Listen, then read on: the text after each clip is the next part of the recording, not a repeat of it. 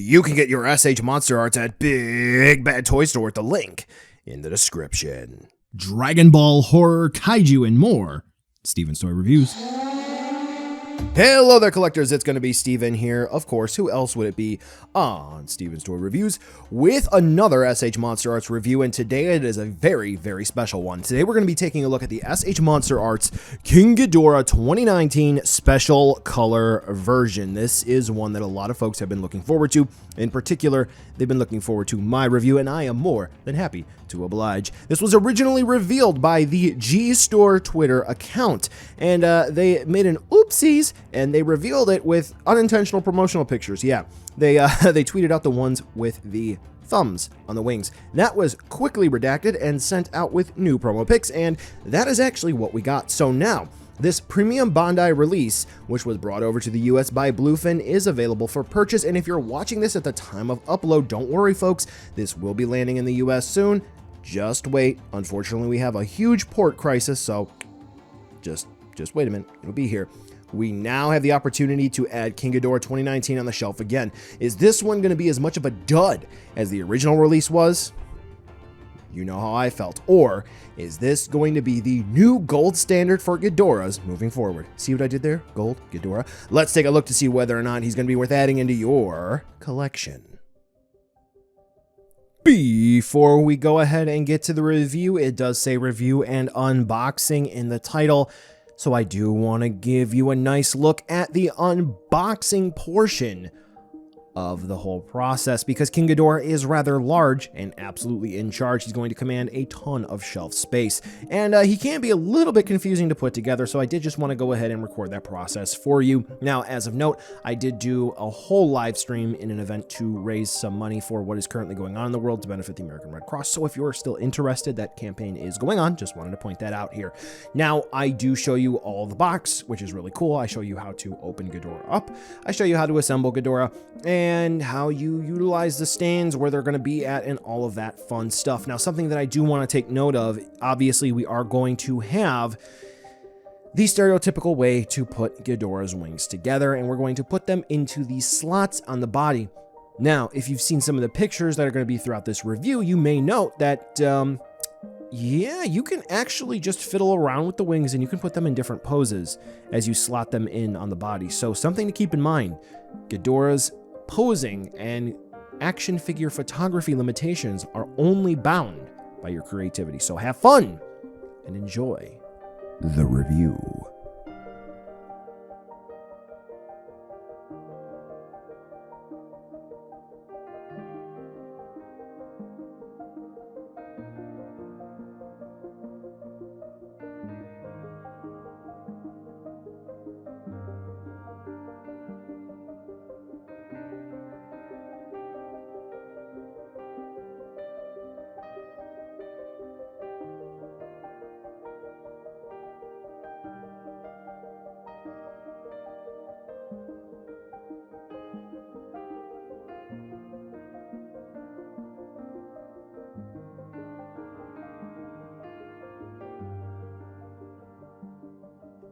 As we already know, King Ghidorah, unfortunately, does not match up with the design that we see in the movie.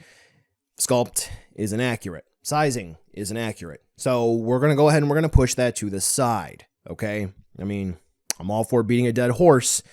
It's what I really love to do the most, but I don't know what else to say aside from that. If you really want something super duper accurate, go with Spiral Studio. Could Bandai have done better? Yes. However, here we have a really nicely sculpted King Ghidorah, and it is painted very nice as well. We'll take up close and personal shots of him in just a second, which the overall project was supervised once again by Shinichi Wakasa, and he did a phenomenal job being the supervisory party here. And I do have to say, I want to make one overall general statement. Gold paint, regardless of the company, could be Bandai, could be Good Smile Company, could be Kyoto, could be NECA, could be Playmates, whatever company. It is incredibly difficult to get it to look as clean as it possibly can, like any other paint. Don't know why, it's just a thing. I've been saying that for a decade now. I've been collecting for a decade. Anyway, Yeah, gold paint, really hard to do. And one of the glaring things is when you look at each individual part next to each other, most notably, you'll see it where the tails connect. Unfortunately, you'll see that there are going to be a couple of areas where gold is not quite matched up 1-to-1. Otherwise here, this Ghidorah just basically makes it by with only minimal quality control issues in terms of looks. My Ghidorah had a little bit of he had 2 dingleberries on one of his wings, a little bit of excess plastic, which was real easy to remove.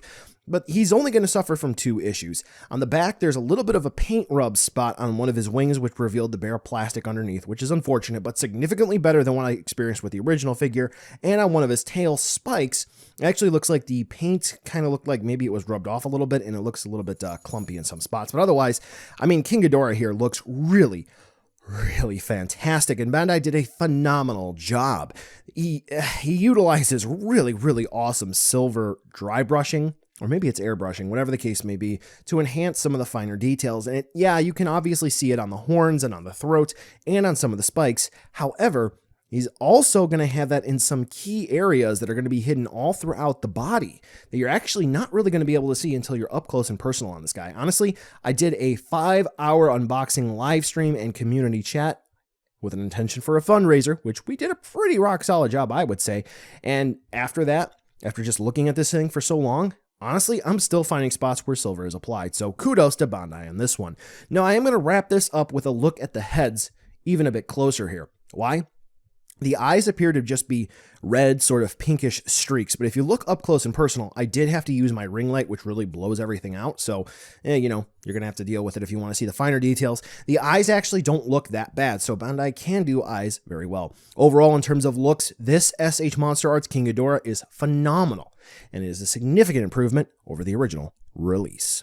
One of the big issues that folks had with the original King Ghidorah release was going to be, loose joints and stuff popping off, and stuff just generally speaking not being very good. This one's got a little bit of a quality control issue that I need to fix up, but otherwise, yep, see, there it is, it just popped off.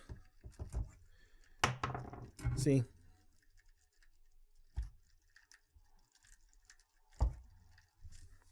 Yeah, I think you can kind of tell what I'm getting at here. Ghidorah really here has improved. Now, what exactly is going on?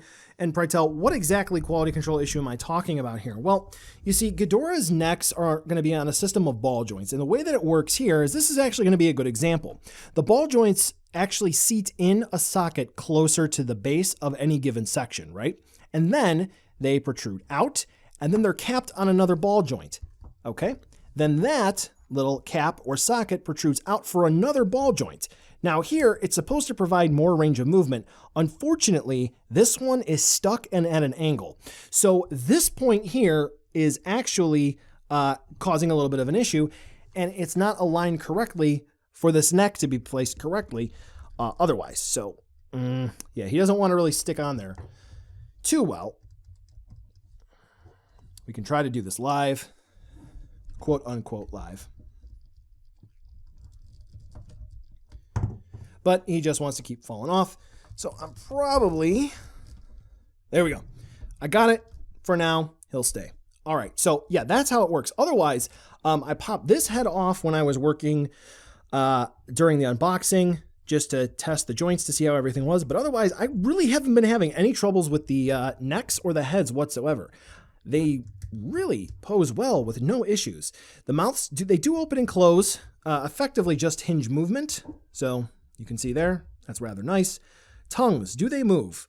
They don't want to move for me, and to be honest, because of the price point, I really don't want to risk it. So in sum, the mouths open and close, effectively on a hinge. May be different this time around, but I'll force it, and that's going to be about the extent of the range of movement for the mouths. Necks all the way down to the base, they're going to be on ball joints. They are significantly better, in particular on this unit of mine.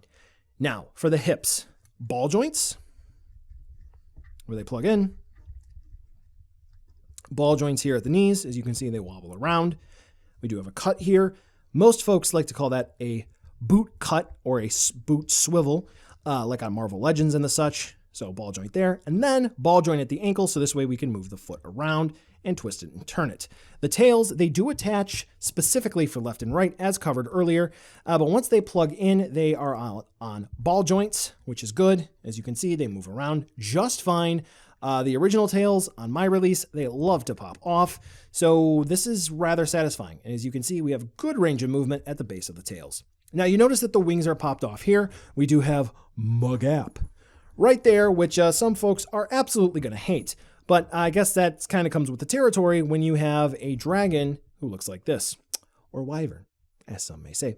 Now, you attach the wings as I kind of showed you before, but I did want to show you the joints here. So we do have what is effectively a ball joint here, where the wings are going to plug in this portion of the shoulder, if you will. And then we're going to have a ball joint where this plug is plugged in, and then that's going to be on a ball joint as well. So we do actually have some unique movement here for the wings. So let's go ahead and plug the wings in again, because for some reason, it's a good idea to show you more than once. If you only have one wing in, he gets really cattywampus, and he don't like to stay up. So here we go. And bada bing, bada boom. The wings are in. You can raise them.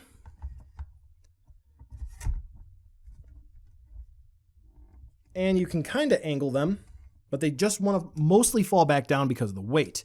That being said,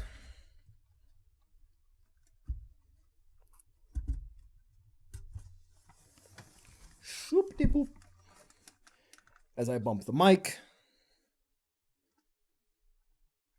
Yeah, this guy ain't going anywhere.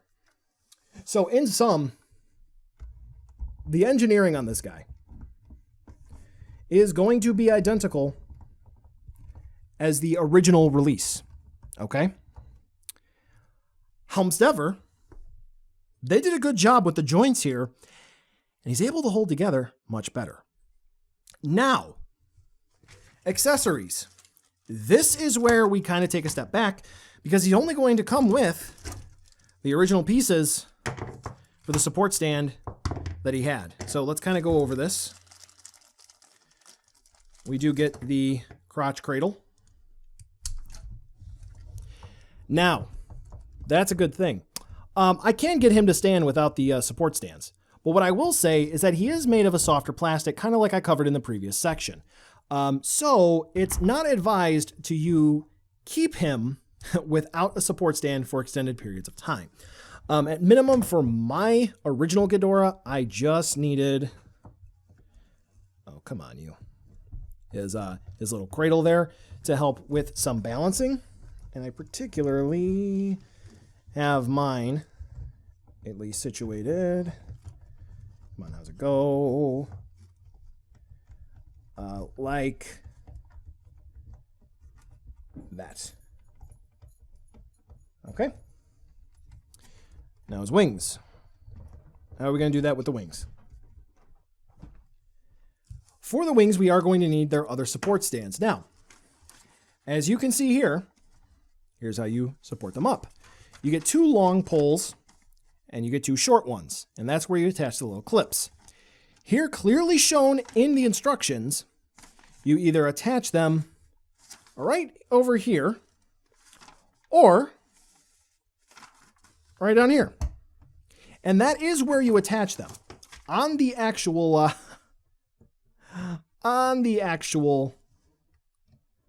spike for the wing. No bueno. Why? The original release had some serious issues with chipping and damage right out of the box. So that's not fun. And we really don't want a repeat of that. And as an editor's note, from my original review, there were some folks who said that that is not what the instructions told you to do. Google Translate doesn't say anything otherwise. And that's actually a long one. So, actually, that'll be good. Let's get one wing kind of sort of up. The other one supporting like that. Yeah, let's go ahead and make a freak Ghidorah display. So there you go. That's your Ghidorah there.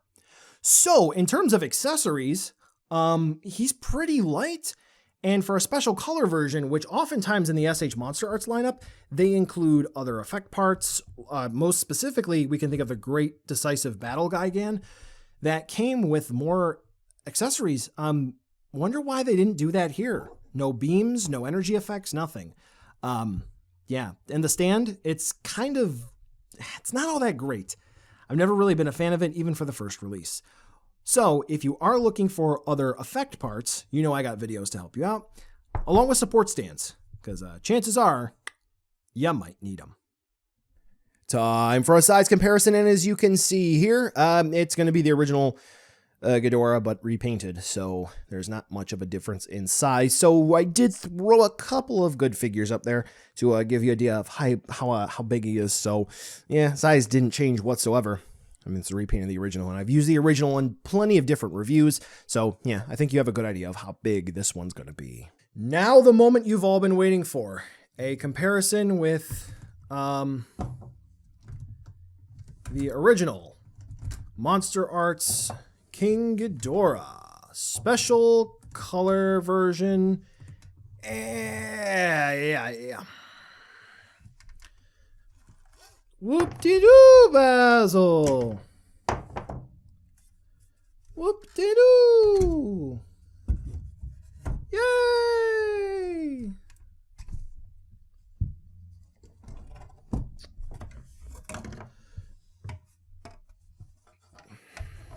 The wings are different colors. This is what you should buy. Buy him. Don't worry about this anymore. Kevin 2.0.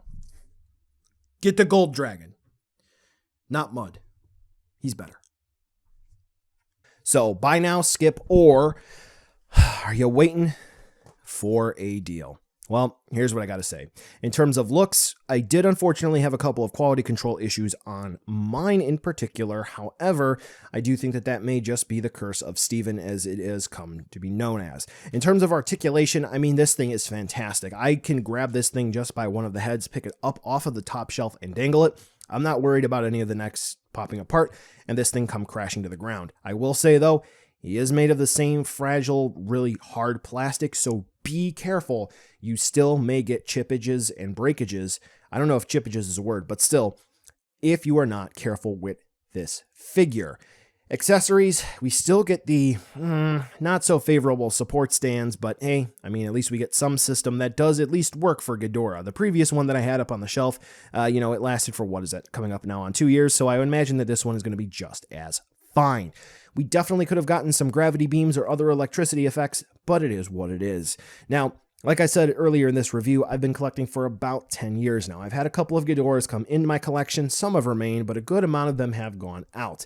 And I'm not talking just SH MonsterArts, I'm talking from vinyl figures, both intending to be realistic and more so stylized. I've seen plenty of them on the internet as well. Now, I hate to really toot my own horn here, but I think I really set the standard for the original 2019 Ghidorah review.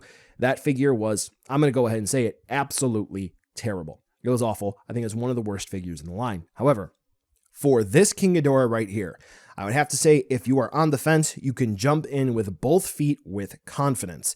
In the 10 years that I've been collecting, I can absolutely say that I think that this is going to be the best King Ghidorah figure on the market.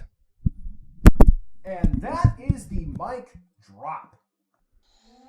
Well, collectors, that brings us to the end of the video today, and I just wanted to take a second to thank you so much for watching. Now, you've heard a lot from me. I'd like to hear a little bit from you. Drop in the comments down below whether or not you liked it, you hated it, or maybe you were somewhere in between. I also want to take an extra second here for a nice, humongous thank you to all the patrons for SDR over the last month who have really helped the channel grow into what it can be today. So to all of you, 2 big thumbs up. Thank you very much. And now the end card should be popping up, which will give you a few clickable links, like maybe to subscribe or head on over to my Patreon, or some short URLs like to my social media or to my Teespring store. There's also a video I hand selected for you, so if you want to watch another STR video, I hand selected some good content for you to watch, so definitely check out that video. Thank you again so much for watching, and I'll catch ya in the next video.